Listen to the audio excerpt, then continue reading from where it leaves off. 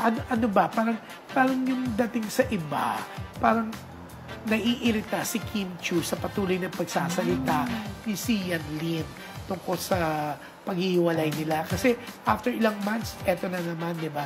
Sa tingin mo ba nagagamit sa promo ng Playtime? Sana hindi. Pero kasi sinabi naman din ni Sian na kaya hindi siya nagsalita para sa Playtime. Kumbaga nagsalita siya para tapusin na yung issue. Pero yun nga kasi after nung interview niya with Nelson Canlas, nagpa-interview naman siya ulit kay Tito Boy sa Fast Talk. Nabuksan na naman ulit. Pero sana last na talaga yun. Diba? Pero siyempre kahit nga sabihin pa ni Sian na hindi niya ginagamit for the promo of Playtime. Yun pa din ang inisip ng tao.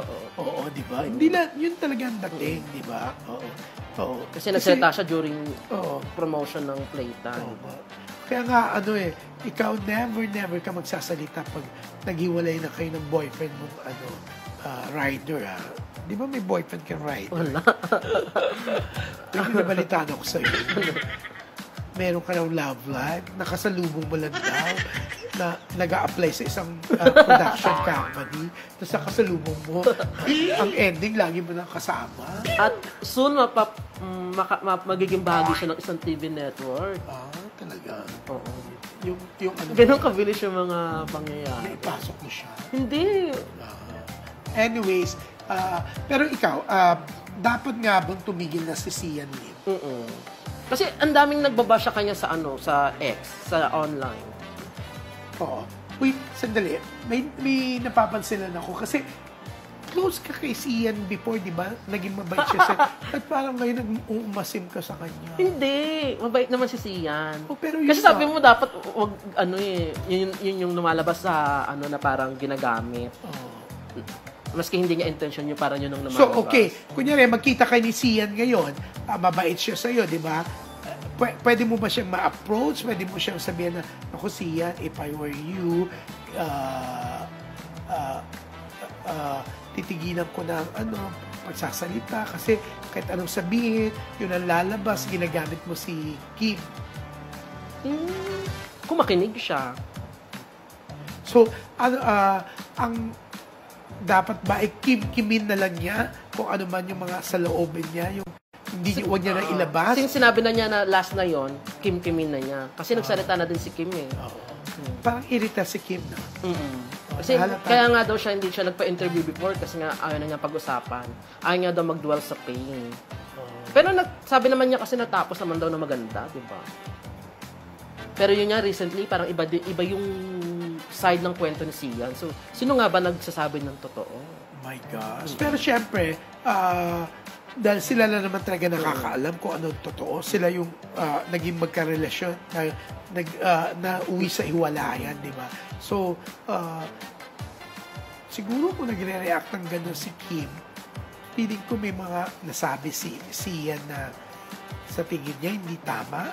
Parang, di ba? Kasi hindi naman nagsalita si Kim talaga true. Hindi siya nagpa-interview eh. Pero recently lang nung sa airport.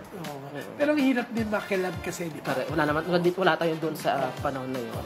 So, pero kung nagre-react si Kim, dapat siguro it's about time for Sian to shut up na yung mouth niya, di ba? Sana last na to, di ba?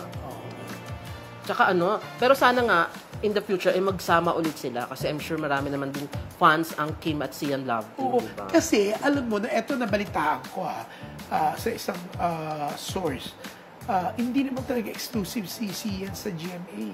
Wala siyang network contract. Pag may mga contract, per project show lang contract lang. So, hindi siya exclusive. Pwede siya makagawa sa TV5, pwede siya makagawa ulit sa ABS, di ba? Tsaka parang walang di ba? Walang nangyaring welcome sa kanya sa GM kasi wala namang contract talaga. Oo nga. Tsaka hindi naman ganun kabongga. Di ba? Yung serye niya. Siguro, sana magkaroon siya ng mas bonggang serye. Diba? Tsaka inaabangan na din yung pelikula niyang sinukinuhanan sa Thailand, na controversial yung title. Oo. Bakit ano ba yung title? No? Hindi ko mabasa eh. Kumantong. Na parang... Wow. Parang, cursed child or cursed baby. Yun ang ano, di ba? Parang ganun yung meaning. Tapos malaki yung pangalan niya, direct, filmed by Sian Lim. Ang bongga niya kasi mga Thai actor yung mga ilan sa... Ano nga ulit title? Hindi ko kasi, Kumantong. hindi ko kasi ma-pronounce mabuti. Kumantong. Parang wala akong masama yata. Kumantong. Di ba ang ganda ng title? Actually, ayokong basahin. Kasi Kumantong. baka curse siya eh. Diba? Mahirap na. Hindi sa swerte daw yung magbabasa ng magandang pagka-deliver. Kumantong. Sige nga. Kumantong. Pero horror eh. Iba, Wow. sige, iba't ibang ano.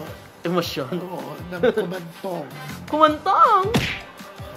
Ayan, happy. Kunyari, happy. O, natatakot ka naman. Kumantong! Mas kaya ako natawa sa sarili ko. O, naglalandi ka. Kumantong. Sige, ano pang emosyon? Yung ano, masama ang loob mo. Naiiyak. Kumantong. Alam mo, magaling kang ano. Pwede ka lang ano, pwede kitang i-direct na. Sa kumantong 2. Kumantong din. Hindi, mas maganda kangkong lang. Di mga bold films before, di ba? Parang pang-biba mo Oo sa... nga. Malaki na ba ipon mo? Ha? Malaki na ba? Oo naman, din sa tulong mo rin. Oo nga. So, i-invest mo na yun sa akin para magawa kita ng pelikula. Naku, hindi ka napanood yung mga pelikula ngayon eh. Wow. Ikaw na investor na. Siyempre gusto mo magbida, no? Ikaw mag-invest, no? Bakit ko naman, papalugi ang pera ko? Diba? Dapat pera mo malugi, no? Nakikinita ko na kung flop yung, yung fruitcake at saka, playtime. I'm sure, baka hindi pa matuloy yung mga screening na wala nagbabayad sa cinema. Maski mall show. Oo. Pero naloka nga ako kasi yung isang pelikula. Oo. Parang isa lang yung manonood kaya hindi tinutuloy yung isa. Ano pelikula yan? Last Last week to? week. Yung kasama si Bea Alonzo. 1521.